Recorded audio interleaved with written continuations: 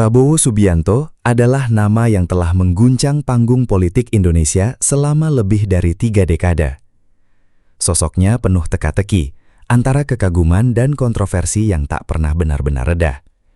Dari seorang komandan pasukan elit yang disegani, hingga menjadi politisi yang sempat terpinggirkan, perjalanannya adalah sebuah epik tentang ketahanan. Bagaimana seorang pria yang berkali-kali kalah dalam pemilihan bisa akhirnya duduk di kursi tertinggi kekuasaan? Hari ini, kita akan membongkar lapisan demi lapisan sejarah, fakta, dan rahasia di balik sosok Prabowo Subianto. Apakah dia pahlawan yang tertunda atau produk dari sistem yang ia bangun sendiri? Mari kita mulai perjalanan panjang ini dari titik awal yang paling menentukan. Selamat datang di kanal kami, tempat di mana kita membedah sejarah dan realita tanpa sensor. Di video kali ini, kita akan menyajikan dokumenter mendalam berdurasi 30 menit tentang Prabowo Subianto. Kita akan membahas masa kecilnya di luar negeri, karir militernya yang penuh rahasia, hingga ambisi politiknya yang tak tergoyahkan. Pastikan Anda menyimak setiap detail, karena ada informasi eksklusif yang mungkin belum pernah Anda dengar sebelumnya. Persiapkan diri Anda untuk memahami dinamika kekuasaan di Indonesia melalui kacamata seorang jenderal. Tanpa berlama-lama lagi, mari kita masuk ke dalam inti pembahasannya. Darah politik mengalir kental dalam diri Prabowo sejak lahir pada 17 Oktober 1951. Ia adalah putra dari Begawan Ekonomi Indonesia, Sumitro Djojo Hadikusumo, yang sering berseberangan dengan penguasa. Karena gejolak politik saat itu, Prabowo menghabiskan masa kecilnya di pengasingan, berpindah-pindah dari Singapura, Hong Kong, hingga London. Kehidupan di luar negeri ini membentuk pola pikirnya yang kosmopolitan, namun tetap memiliki rasa nasionalisme yang radikal. Ia belajar di sekolah-sekolah bergengsi di dunia yang memberinya kefasihan dalam berbagai bahasa asing. Namun, meskipun hidup mewah di Eropa, kerinduannya pada tanah air tak pernah padam. Inilah yang membawanya pulang ke Indonesia untuk mengejar karir yang sangat berbeda dari ayahnya, militer. Banyak yang bertanya-tanya, mengapa anak seorang ekonom kelas dunia memilih jalur militer yang keras? Prabowo masuk ke Akademi Militer Nasional di Magelang pada tahun 1970. Sebuah langkah yang mengejutkan banyak orang di lingkaran sosialnya. Di sana ia tidak mendapatkan perlakuan istimewa, meskipun berasal dari keluarga terpandang. Ia dikenal sebagai taruna yang cerdas, disiplin, namun memiliki jiwa pemberontak yang kuat. Teman-teman seangkatannya mengenalnya sebagai sosok yang sangat ambisius dan memiliki visi besar untuk militer Indonesia. Lulus pada tahun 1974, ia segera bergabung dengan Korps Baret Merah yang elit, Kopassus. Disinilah legenda dan bayang-bayang gelap karirnya mulai terbentuk secara bersamaan. Karir Prabowo di militer melesat seperti meteor, terutama karena keberaniannya di lapangan. Ia terlibat dalam berbagai operasi rahasia di Timur-Timur, yang saat itu menjadi wilayah yang penuh pergolakan. Namanya mulai dikenal sebagai komandan lapangan yang tak kenal takut, dan sering berada di garis depan bersama anak buahnya. Namun, operasi-operasi ini juga meninggalkan jejak pertanyaan tentang hak asasi manusia yang kelak akan menghantuinya. Prabowo dianggap sebagai anak emas oleh para petinggi militer karena kemampuannya dalam taktik gerilya. Keberhasilannya dalam berbagai misi menjadikannya salah satu perwira muda yang paling ditakuti dan dihormati. Namun, kedekatannya dengan pusat kekuasaan mulai terjalin lewat jalur lain yang lebih personal. Pada tahun 1983, Prabowo menikahi Siti Hediati Haryadi, yang lebih dikenal sebagai Titik Soeharto, putri Presiden Soeharto. Pernikahan ini secara otomatis menempatkan Prabowo di lingkaran terdalam kekuasaan Orde Baru. Meskipun banyak yang menyebut ini sebagai pernikahan politik, orang-orang terdekat mereka melihat adanya ikatan yang kuat di antara keduanya. Sebagai menantu presiden, gerak-gerik Prabowo semakin dipantau oleh kawan maupun lawan politiknya. Karirnya pun semakin melaju kencang, dengan kenaikan pangkat yang lebih cepat dari rekan sejawatnya. Namun, beban sebagai menantu The Smiling General bukanlah perkara mudah bagi Prabowo yang memiliki idealisme sendiri. Ia berada dalam posisi sulit, harus setia pada mertuanya, sekaligus membuktikan kemampuannya sendiri. Puncak prestasi militernya terjadi saat ia memimpin operasi penyelamatan Sandera di Mapenduma, Papua tahun 1996. Tim ekspedisi peneliti asing diculik oleh kelompok separatis OPM, dan dunia internasional tertuju pada Indonesia. Sebagai Komandan Kopassus saat itu, Prabowo merancang operasi yang sangat berisiko dan presisi. Operasi tersebut berhasil membebaskan sebagian besar sandera meskipun memakan korban jiwa, dan nama Prabowo pun melambung di kancah global. Keberhasilan Mapenduma dianggap sebagai bukti bahwa ia adalah salah satu pakar kontraterorisme terbaik yang dimiliki Indonesia. Namun, keberhasilan ini juga menambah daftar panjang musuh politiknya di dalam tubuh militer sendiri. Persaingan antar jenderal mulai memanas seiring dengan kesehatan Presiden Soeharto yang mulai menurun. Tahun 1998 menjadi tahun yang paling kelam dalam karir dan hidup Prabowo Subianto. Di tengah krisis ekonomi yang menghantam Asia, Indonesia dilanda kerusuhan besar yang menuntut Soeharto mundur. Sebagai pangkostrat saat itu, Prabowo berada di pusaran konflik antara aparat dan mahasiswa. Ia dituduh terlibat dalam penculikan aktivis pro-demokrasi yang dilakukan oleh tim Mawar. Situasi menjadi sangat kacau dengan adanya tudingan upaya kudeta dan perselisihan tajam dengan Panglima ABRI saat itu, Wiranto. Setelah Soeharto lengser, Prabowo harus menghadapi Dewan Kehormatan Perwira yang akhirnya merekomendasikan pemberhentiannya dari militer.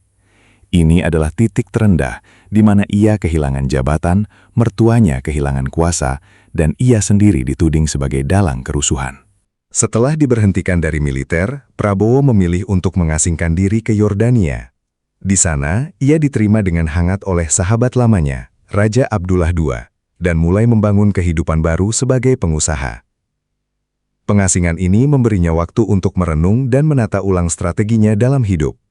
Jauh dari hiruk-pikuk politik Jakarta, ia mulai membangun jaringan bisnis internasional di bidang energi dan sumber daya alam.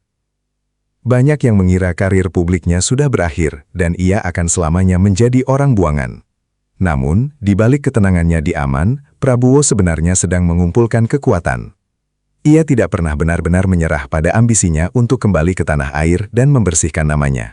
Kembalinya Prabowo ke Indonesia pada awal tahun 2000-an menandai babak baru dalam hidupnya.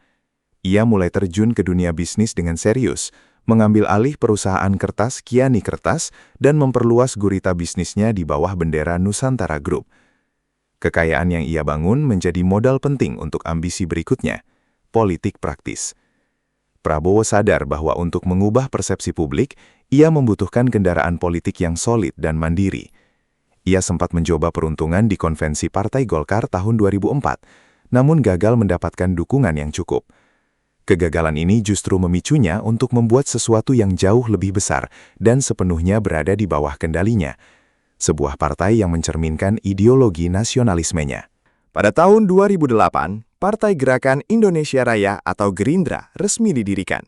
Prabowo memposisikan partai ini sebagai pembela kaum kecil, petani, dan nelayan dengan narasi ekonomi nasionalistik yang kuat.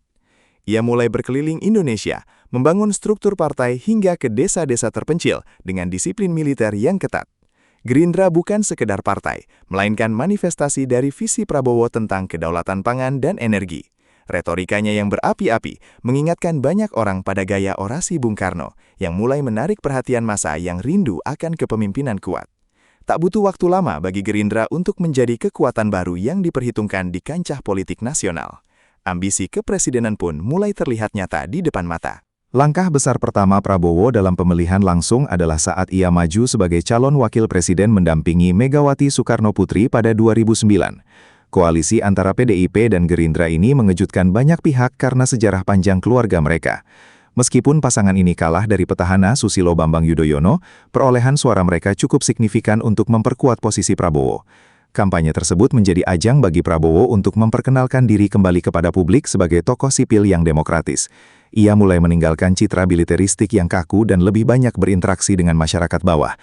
Namun ini hanyalah pemanasan bagi pertarungan yang jauh lebih besar di tahun-tahun mendatang.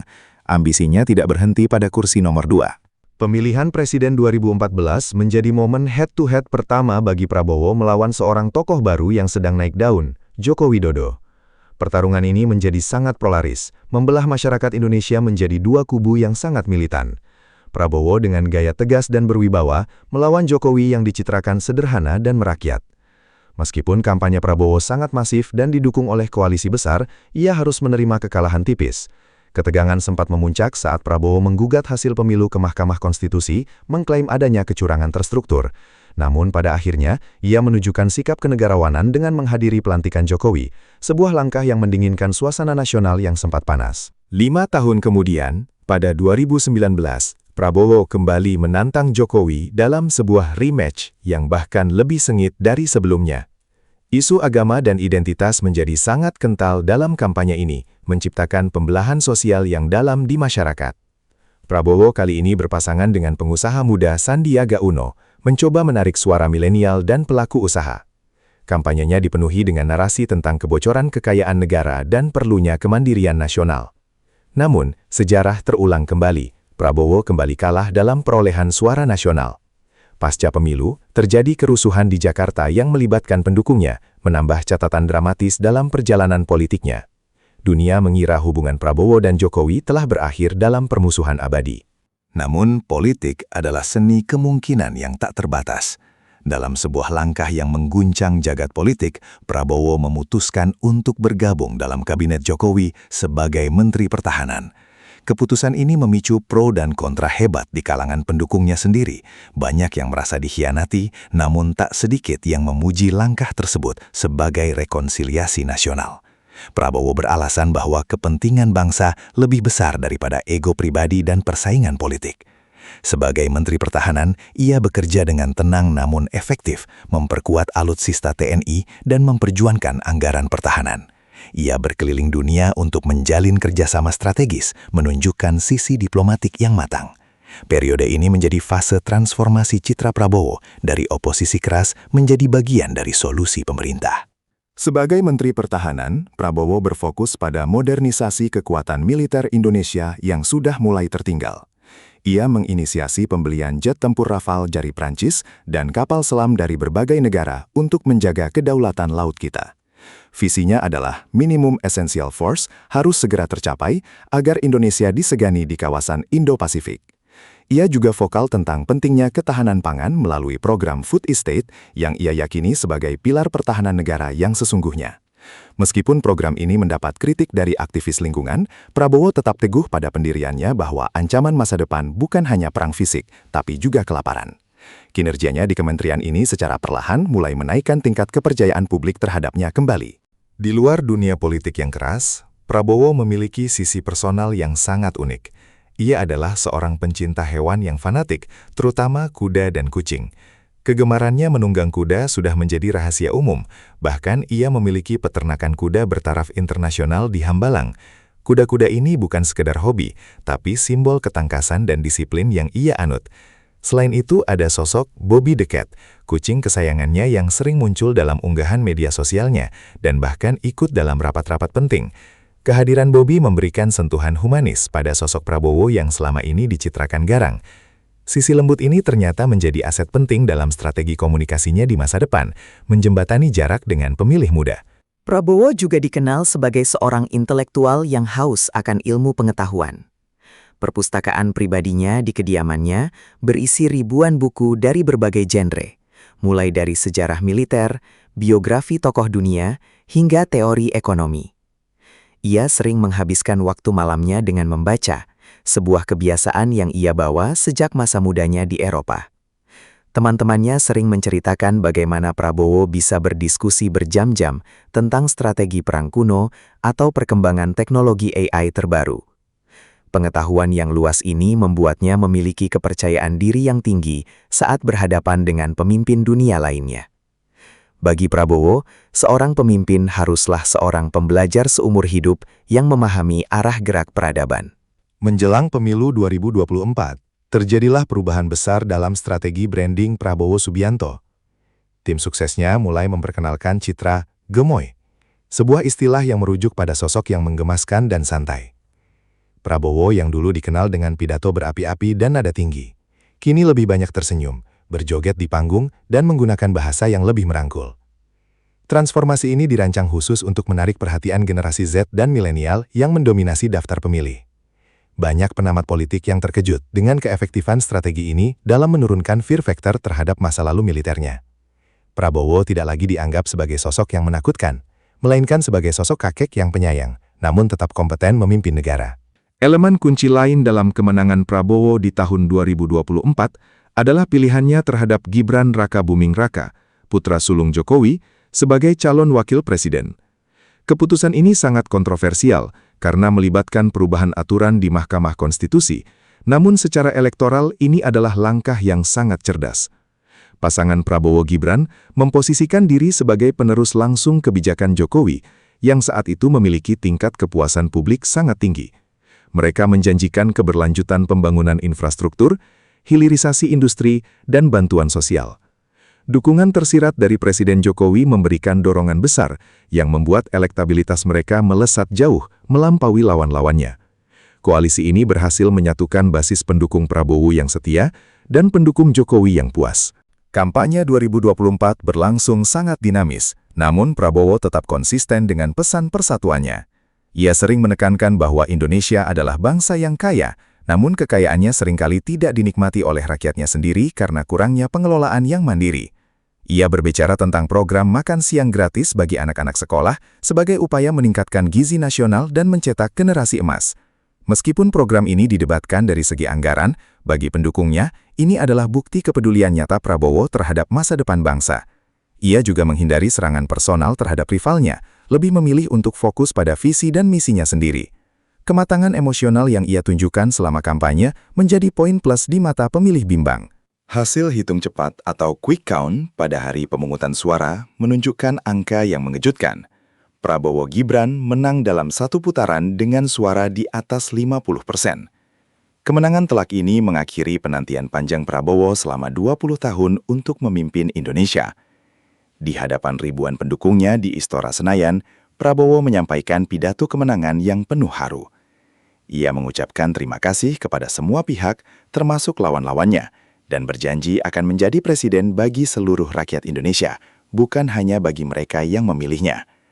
Momen ini menandai puncak dari salah satu karier politik yang paling gigih dalam sejarah modern. Dari seorang jenderal yang diberhentikan, ia kini menjadi panglima tertinggi yang dipilih secara demokratis. Pelantikan Prabowo Subianto sebagai Presiden ke-8 RI pada 20 Oktober 2024 menjadi peristiwa bersejarah yang dihadiri oleh banyak pemimpin dunia. Dalam pidato pelantikannya yang menggelegar tanpa teks, ia menegaskan kembali komitmennya untuk menghapus kemiskinan dan korupsi di Indonesia. Ia berbicara tentang harga diri bangsa dan posisi Indonesia yang tidak boleh lagi dipandang sebelah mata oleh dunia internasional. Prabowo menekankan pentingnya swasembada pangan dan energi sebagai fondasi utama keamanan negara. Pidatonya yang penuh energi dan optimisme memberikan harapan baru bagi banyak orang, namun juga menjadi pengingat akan janji-janji besar yang kini harus ia penuhi. Transisi kekuasaan dari Jokowi ke Prabowo berlangsung dengan sangat mulus dan penuh rasa hormat. Sebagai presiden, Prabowo segera dihadapkan pada realitas geopolitik yang kompleks. Ketegangan di Laut Cina Selatan, konflik di Timur Tengah, dan persaingan antara Amerika Serikat dan China menuntut kebijaksanaan luar negeri yang mumpuni. Prabowo memposisikan Indonesia sebagai negara non-blok yang aktif dan bisa menjadi penengah konflik. Ia melakukan kunjungan ke berbagai negara besar tak lama setelah dilantik untuk memperkuat hubungan ekonomi dan pertahanan. Kehadirannya di panggung global memberikan citra Indonesia yang lebih kuat dan tegas. Ia tidak ragu untuk menyatakan posisi Indonesia yang mendukung kemerdekaan Palestina dan kerjasama yang adil di kawasan Asia. Kepemimpinan luar negerinya mulai menunjukkan karakter yang berbeda dari pendahulunya. Di dalam negeri, tantangan terbesar Prabowo adalah mengelola ekspektasi rakyat yang sangat tinggi. Ia harus membuktikan bahwa janji kampanye seperti makan siang gratis dan pembangunan berkelanjutan bisa diwujudkan tanpa membebani keuangan negara secara berlebihan. Pembentukan kabinetnya yang melibatkan banyak pihak menunjukkan upayanya untuk menjaga stabilitas politik, namun juga memicu kekhawatiran tentang efektivitas pemerintahan. Prabowo dikenal memiliki gaya kepemimpinan yang hands-on dan sangat disiplin, yang ia harapkan bisa menular ke seluruh jajaran birokrasi. Ia sering melakukan inspeksi mendadak dan menuntut hasil kerja yang nyata dari para menterinya. Rakyat kini menanti, apakah disiplin militer yang ia miliki bisa mengubah wajah birokrasi Indonesia menjadi lebih bersih dan efisien. Sejarah akan selalu mengingat Prabowo Subianto sebagai sosok yang penuh kontradiksi. Di satu sisi, ia adalah bagian dari masa lalu yang kelam bagi sebagian orang. Namun di sisi lain, ia adalah simbol harapan baru bagi jutaan orang lainnya. Perjalanannya memberikan pelajaran tentang ketabahan, adaptasi, dan bagaimana seseorang bisa mendefinisikan ulang dirinya sendiri di mata publik. Ia berhasil mengubah narasi kebencian menjadi narasi cinta dan persatuan, sebuah pencapaian yang jarang terjadi dalam politik manapun. Namun, warisan sesungguhnya dari Prabowo bukan terletak pada kemenangannya di pemilu, melainkan pada apa yang ia lakukan dengan kekuasaan yang kini ia genggam. Apakah ia akan menjadi presiden yang membawa Indonesia menuju kemajuan, atau hanya menjadi penguasa yang menjaga status quo? Banyak yang meramalkan bahwa di bawah kepemimpinan Prabowo, Indonesia akan menjadi lebih vokal dalam masalah pertahanan dan kedaulatan. Ia kemungkinan besar akan terus memperkuat industri pertahanan dalam negeri agar tidak bergantung pada impor. Namun, ia juga sadar bahwa ekonomi yang kuat adalah basis dari pertahanan yang kuat. Oleh karena itu, ia terus mendorong investasi asing yang adil dan hilirisasi sumber daya alam. Prabowo ingin Indonesia tidak hanya menjadi penonton dalam kemajuan teknologi global, tetapi juga menjadi pemain utama. Visi besarnya adalah membawa Indonesia masuk dalam jajaran 5 besar ekonomi dunia pada tahun 2045. Ini adalah target ambisius yang membutuhkan kerja keras dan stabilitas nasional yang panjang. Salah satu hal yang patut diperhatikan adalah bagaimana Prabowo menjaga keseimbangan kekuasaan dengan wakilnya, Gibran Rakabuming Raka. Hubungan antara presiden senior dan wakil presiden muda ini menjadi dinamika yang menarik untuk diamati. Gibran mewakili aspirasi anak muda dan keberlanjutan dinasti Jokowi, sementara Prabowo mewakili otoritas dan pengalaman. Jika keduanya bisa bekerja sama dengan harmonis, ini bisa menjadi kekuatan yang luar biasa bagi Indonesia. Namun, sejarah politik Indonesia sering menunjukkan ketegangan antara presiden dan wakilnya seiring berjalannya waktu. Keberhasilan pemerintahan ini akan sangat bergantung pada seberapa kuat ikatan komitmen mereka dalam menjalankan janji-janji kampanye di tengah tekanan politik yang ada. Sebagai penutup dari pembahasan mendalam ini, kita melihat bahwa Prabowo Subianto adalah seorang penyintas politik sejati. Ia telah melewati berbagai badai, mulai dari pemecatan militer, pengasingan diri, hingga kekalahan beruntun dalam pemilu. Namun, ia tidak pernah membiarkan kegagalan menghentikan langkahnya.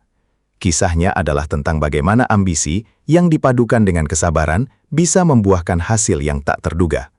Terlepas dari segala kontroversinya, Prabowo kini memiliki kesempatan untuk menulis bab terakhir dalam sejarah hidupnya sebagai pemimpin yang membawa kemaslahatan bagi seluruh rakyat Indonesia. Dunia sedang memperhatikan dan sejarah sedang mencatat setiap langkah yang ia ambil di Istana Negara. Terima kasih telah mengikuti dokumenter panjang tentang Prabowo Subianto ini. Kami harap video ini memberikan Anda wawasan baru dan perspektif yang lebih luas tentang sosok pemimpin kita. Apa pendapat Anda tentang perjalanan hidup Prabowo? Apakah menurut Anda ia akan berhasil membawa Indonesia menjadi negara maju? Tuliskan opini Anda di kolom komentar di bawah. Jangan lupa like video ini jika Anda menyukai konten sejarah dan politik seperti ini. Jangan lupa like and subscribe untuk update seru lainnya, dan aktifkan lonceng notifikasi agar tidak ketinggalan video menarik dari kami. Sampai jumpa di video selanjutnya.